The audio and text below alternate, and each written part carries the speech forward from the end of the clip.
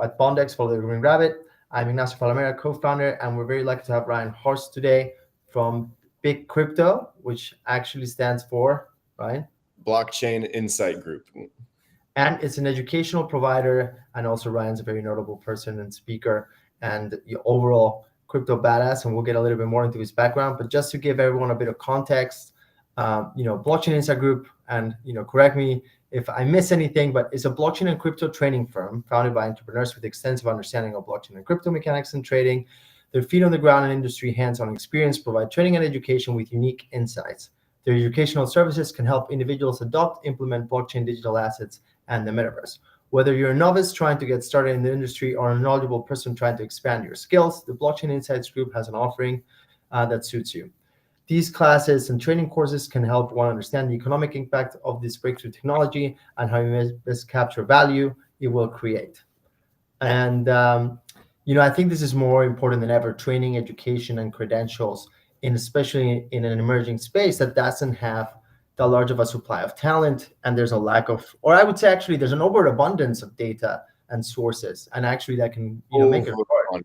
Oh my gosh, who do you trust? Absolutely. And I think all these collapses of centralized finance, FTX, all these bad actors, to me, they're a big, clear governance and oversight failure, and along with the absence of due diligence. So the most important aspect of blockchain and crypto is actually critical due diligence, but not just in the financial performance, but other key relationships, solvency, propriety, conflicts of interest. And to that end, people need to get as educated as possible within the space. And instead of being driven by FOMO or short kind of monetary incentives, they should be driven more about the knowledge and the potential of this technology and really understand it inside and out. And with that, I want to stop talking, Ryan, and let you kind of have the floor and start with, I want to know about your own personal journey into crypto and blockchain, and then why did you start Blockchain Insight Group? Yeah. So, and before I dive into that, I really want to highlight what you just said, which was, in a crypto world with an oversight of governance and like there's not a whole lot of strict regulations and everything there, it's very important that you learn everything necessary to be able to guard yourself from that, because your knowledge in the space is 100% your armor in this industry that's technically unregulated, right? But if you know what you're doing and you understand everything, then that's how you can navigate the space effectively and not hit the different potholes in the road that could end up in you getting your wallet drained and stuff like that, right? Or giving your money to FTX and losing all of it. But so to go back to what you asked me, so I got started back in 2017 with crypto. I got in during that whole ICO hype phase. I got in during the whole, where there wasn't really a lot of projects that were executing on things quite yet. You couldn't actually put your money in decentralized finance protocols. It was all just a bunch of white papers where they were promising a lot of things, right? So I got in back then, and it really, the thing that spurred me to really learn as much as possible was when I was watching a video that said that there was this Chinese secret Bitcoin mining facility, and they were spending over $80,000 a day on electricity alone in order to run this operation, to make crypto, to make Bitcoin. And when I saw that, it immediately made me think like, well, these people have enough money to where they're able to actually spend 80 grand a month on electricity on this seemingly invisible coin. Like there has to be more to this that I'm not aware of. So then that made me think to myself, well, what do they know that I don't? And then that's when I dove deep down the crypto rabbit hole. And here I am like 6 years later with a crypto education company and community. And Yoni, who you just met briefly, him and I got into crypto at like the same time. And we would go to the gym every single night with one another to hang out and, improve on our physical well-beings, right? That's what you do at the gym. And we would talk about crypto. We would do our education, do our research, and then come to the gym and then be like, oh, what did you learn? He's like, oh, I was learning about IOTA. And I was like, oh, that sounds cool, because IOTA was big back in 2017. And I remember saying to him, I'm like, I feel like we know so much about this. And in reality, we didn't, right? This was so long ago. It would be really cool if one day we could teach people this stuff. And if we had a whole community that we could share this stuff with, as opposed to, just sharing it between you and I here at the gym. And, fast forward 6 years, and I went the entrepreneur route. Yoni went the doctor route. He got a degree he got an MD degree. So he went to medical school, and I hit him up and I was like, hey, I want to start this thing. Do you want to be a part of it? And he's like, yeah, sure. We'll see how it goes. And fast forward a year and a half after starting it, and we've built up a community of over 600 people. We've got over 100 paying clients in our program, where we're teaching them everything about blockchain, crypto, DeFi, NFTs, how to be safe, how to be secure, how to know what you're investing in, and how to, actually make passive income in the space through DeFi. And I've also spoken on 9 stages all over the world with some pretty powerful people, such as, Patrick Hillman, who's one of the executives on the Binance, board. So it's been a wild journey. Amazing. I love that. So between reps, you guys would talk about crypto Exactly. and the space, and that snowballed into an company today and an amazing community. That's one I haven't heard before as an origin story. I like it. Funny enough, it's my college roomie who got me into crypto, and we would work out all the time and in school. But like crypto, I was the first one to find it, and he started a whole career through the space. But we were not talking about it in the gym because it's such an addictive subject when you go down the rabbit hole. That I don't know how much working out you guys got. I think you were going out. Sounds like you were going every night to chat and just really ended up talking about crypto. It'd just be like, did you hear about Neo? Oh, yeah. It's the Chinese Ethereum. Hilarious. And I want to hear more about, the company itself and the courses that it offers. So you touched about some of the verticals that you touched from DeFi, et cetera, but like, tell us a bit more. If I'm someone to try, I want to break into the industry and learn, how would I navigate your platform? What's the format of the courses? Tell us a bit more. Yeah, so we have a Discord community that has a free and a paid section for starters. If most people that haven't taken the full one-to-one course curriculum that we have, that I haven't talked about quite yet, they won't understand the information in the paid section of the Discord, because it's a lot of DeFi stuff, using decentralized exchanges, using, cross-chain bridges, all of that stuff there. But with the one-to-one mentorship program that we do have, so we start off by teaching everybody our ironclad crypto security strategies. So teaching them, best practices with wallets. Before that, though, we teach what wallets actually are, and we compare them to real life things that we have in our day-to-day that will make it easy to understand what a wallet is, right? So your private key and your seed phrase, that's like the, combination to the lockbox that you have in your closet in your home that will get into all your, secure stuff that you keep in there that you don't want people to have access to. And then the wallet address, the public wallet address that you send out to people, is kind of like the house address, so that people can send you mail right to your house, right to your mailbox, right? So we go over all of that stuff there, and then we give you guys the different practices of like when to use different types of wallets, how to have different types of wallets, a burner wallet, a wallet you use as your lockbox, a wallet that you use for your sandbox, all that stuff there. And then we teach you how to not get scammed, which is pretty important, right? And then after going through all that crypto security stuff, then we dive into the fundamentals of blockchain and cryptocurrency. And this is where we're giving you guys a deep understanding of what blockchain is, why it's so important, how it actually works, how you and I can, actually provide services to allow the blockchain to operate, like through being a validator or a miner, stuff like that. I'm sure you guys are pretty aware of that. And then we dive into Bitcoin and Ethereum, because those are the two like forks of the directions that we can go in, right? The store of value for a blockchain and smart contracts. Those are really the two directions. And then we just dive deeper into those different areas there. And then, Ethereum, learning about that really sparks your interest, and you start to learn that there's this entire crypto ecosystem out there of like layer 1 blockchains, and then layer 2 blockchains built on top of that. And then we have side chains. We have decentralized applications built on these different blockchains. So we dive in and give you guys a full understanding of what all of that is, so that you can visualize what this crypto world is like and how everything comes together to create a more decentralized internet. And why it's so important that we have a decentralized internet is a huge thing that we touch on. inside of our program. And the minute that you understand the importance of having a decentralized internet versus the current centralized internet that we have today, is when you gain the conviction necessary to where you can't envision a world that doesn't have this. And that's our goal by the end of this program, is that we, if you guys have seen The Matrix, we red pill you.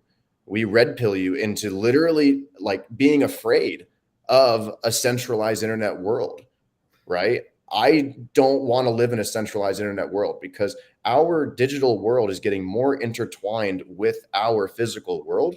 And with this current centralized internet world, you can't own anything, which means that all of these digital things coming into our physical lives, you will not have ownership of any of those things that are being intertwined with our physical lives.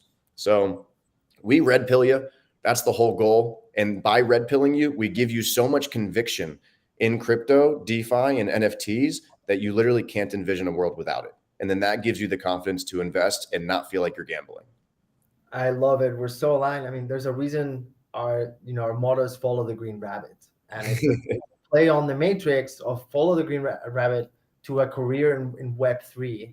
And we're more about, it's fundamental that people learn. We're more about the career and talent, and kind of, instead of dangling digital assets as an investment, we're like, start a career in this space because it's so exciting. But I love what you guys are doing. So it's philosophical, high level, and then practical down to actually safe execution of wallets. So you guys touch on absolutely everything. But I want to go back to the last point that you did, because, again, very much aligned there. Tell us, why is it so important that we have a more democratic form of internet? Why is Web3 so important? Because people, you're like, what's a layer 1, layer 2? People just lump out crypto is all together. It's like, no, there's infrastructure, there's payments, there's all types of use cases actually that crypto can cover. But it all ends up in this next iteration of the internet, in which the users become owners of the digital assets that they create, their own data, it equals individual sovereignty. So you tell us, why is a decentralized internet the next iteration?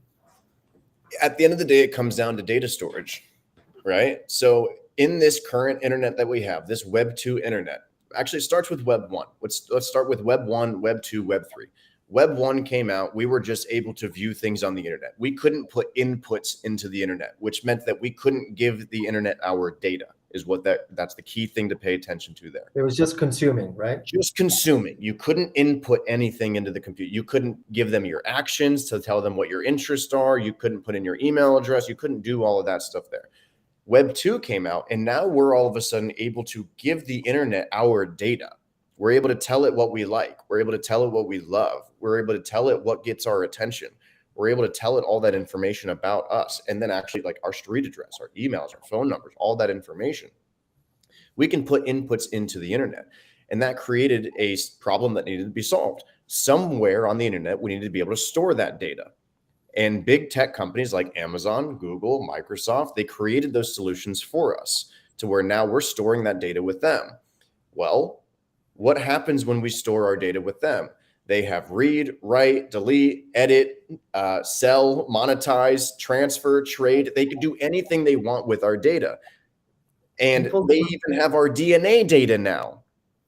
They have our DNA data now because of Ancestry.com. And Ancestry.com just sold to Blackstone, one of the biggest financial companies in the world with billions and billions of dollars in assets under management. And now they have access to all of our DNA data. What can they do with that? They didn't buy that company because of the ability to segment this DNA to tell people where they come from. They bought that company because of the data, the DNA that they're able to get for everybody. Do we want these companies having all of this data? In my opinion, no. And one of the reasons that I think will really stick with everybody to understand why it's so important they don't have access to all that data is because with all of that data comes a lot of responsibility, because artificial intelligence is something that a lot of people are afraid of, right? There's a lot of people freaking out about artificial intelligence. Well, data is the fuel for artificial intelligence. Data is to AI that gasoline is to vehicles. So with that in mind, that really highlights the importance of what this data really is for the world. And the minute people realize how important this data is and why just handing it over to all these big Web 2 companies by signing those terms and conditions that none of us read, then that is when we realize the importance of needing to move into blockchain, because what blockchain does is it solves this problem by creating a native data storage solution on the internet that is separate from these Web 2 companies, these big tech giants, so that we can store data on the blockchain and it's not actually under the control of anybody because the data is decentralized. And then that creates this reality where we can own our own data. And then if a company wants to use our data, they can pay us for it. So this Web3 world creates a world where we have leverage as human beings that are separate from these companies, leverage that they want access to. They want our data. So then we can make money from this, right? Like there's no world that makes sense that we don't move in this direction. People don't realize that they don't own their Instagram account and their pictures that they've posted on there. People, on all these Web2 social media platforms or LinkedIn, they think, oh, my resume and my work experience is mine. Actually, no, it's owned by whatever provider platform that you have. They could delete you at any time. They could restrict you. That can all be lost. People don't make that connection. And then when you are essentially getting a free product, you don't realize that you are the product. Your data is the product. Why? Because data is more valuable than oil, right? And that's what happened when all these companies like Ancestry.com, but it doesn't matter, right? Instagram, Meta, whatever it is, they all realized that data was more valuable than oil. And then I think they all started out with Silicon Valley, good ethos of let's provide services and change the world. Then they did. But once you storm the castle, it's very easy to get tempted by power and money. And then they're like, oh, wow, this data is more valuable than oil. We're now the most valuable companies in the world. We have a walled garden. We think people are having a free product, but they're the product. We're getting them out of the economic equation, exploiting their data and using them as products, right? Because they're so incredibly valuable. And we look like these good guys, but really, I think more and more people are coming around to, whoa, they have too much power. They're using it for some of the wrong reasons without their competitive practices, exploiting people's data, privacy laws coming to play. And now it's like, okay, well, what is the next stage? A democratized, decentralized internet in which the individual has sovereignty over their data. And then when it gets monetized, right, they should choose how and if it gets monetized, and they should get a revenue share for it. So we're completely aligned there. And I'm excited to see how things go. I will say, though, that the mass adoption of blockchain and Web3 hasn't happened yet. No. When will it come? I always talk about these analogies. Like from the moment I got an iPhone to my grandmother sending me a WhatsApp voice note, it was like 15 years, right? I think the technology needs to become so seamless and easy to use that even my grandma can use it. And we're not there yet, but it will come. And once it's there, it's a complete revolution in ownership and how. Oh yeah. In this new Ethereum update with account abstraction, it's going to help with facilitating this because it makes the whole wallet creation process a lot easier with Ethereum, which that's the main one that people are utilizing, right? Most people have an Ethereum-based EVM compatible wallet. But another thing is I think that, and this is just kind of an idea I have, I think that the Instagram and Twitter starting to allow people to have paid verifications is the start. I think that's the first domino for a decreased user experience on these social media platforms that will then lead to a door opening up for decentralized applications that are decentralized social media applications. Because if you think about it, having those verifications, like that was something that the high up people, like the popular people, like they wanted that. That was very important for them to have one for credibility reasons, right? So that they can network with other people that have the verifications, for filtering reasons as well. And so that people, they don't have the scam accounts, right? It's hard to be able to have the verification of knowing what account is actually the right one without the verification process. And if you could just pay for the verification, it loses the whole reason for it. So they just compromised on the user experience in order to make more money, which in my mind says something about the overall environment of the social media space. And I think that could be a first domino in compromising the user experience in order to make more money, which could then lead to more dominoes going down and then the user experience continuing to get worse. And then that could lead to a door opening up for decentralized social media companies. I hope you're right. I mean, we're kind of social-fi in a way. And I mean, if you're having a subscription and you don't have a free product anymore, you're also getting advertised to, and you're getting, again, none of that money, but you're paying for it as well. Then if someone comes in with a good user experience that competes with those services, why wouldn't everyone go to that, right? And Exactly. it all And then becomes a matter of, will these companies take that down sitting, and will they adapt? And can Twitter now tokenize? I don't know. I don't think so. Yeah, well, and at the same time, what happens when people realize that they can also get paid for the data that they're giving to these social media companies? When they realize that they can actually make money using social media. Absolutely. Could be a big turning point. And Ryan, you know, we're now ending the end of the live stream. I want to ask you something that we ask a lot of our, and this is not financial advice from Bondex or Big and or Ryan Horst or me, but I love something that they said at Ethereum Denver, which I would call the Super Bowl of the Web3, which just happened. It was a big conference every year. There was a big banner that said it's a build market, not bear, not bull. And I love that. That's the attitude that you should have. What do you think about current market conditions? Where do you see things going on the medium, long term? Give us your own view. I personally love when the market is in this state right here, because it means that we can make money off of the volatility, right? It's not just shooting straight up to the sky, right? So it's better for one, if you're in the crypto markets, like as a company, or like networking, if you're somebody looking for a crypto job, there's less people going to these different events for starters, because there's less hype. So you have more high quality conversations with people that are clearly still in the environment.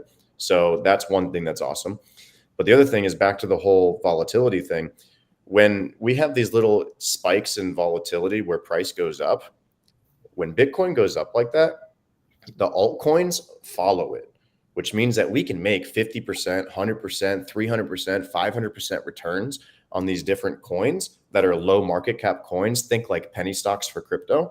And just by following different narratives, like the liquid staking narrative that just took place. There was the artificial intelligence coin narrative that just took place. So we just pay attention to these narratives of what's going on, and we're able to make like 500% returns within like a month of making these different call outs. And that's only possible in these sideways crab markets like this, because it happens all the time. Because we're probably in March is typically a down month for crypto. So we'll start to go back down, but then we'll end up having another one like this. And it's going to continue going up and down, trading sideways like this, giving us a ton of opportunity to start to increase our bags, if you will, to increase our position sizes and the coins that we have a lot of like long-term value in.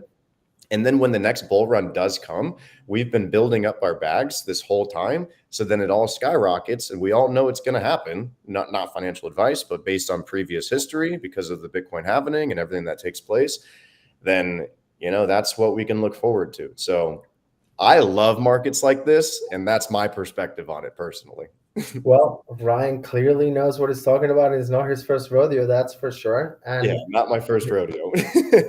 I just want to end by saying, you know, I'm going to be checking out this course, and I please everyone, you know, if you want to get more knowledge like that about how to trade things safely, how to operate your wallet safely, how to be successful, and get some thesis and trading strategies, I recommend everyone go check out Ryan and his company at Blockchain Insight Group and check out their courses, and to get more knowledgeable and level up their skills.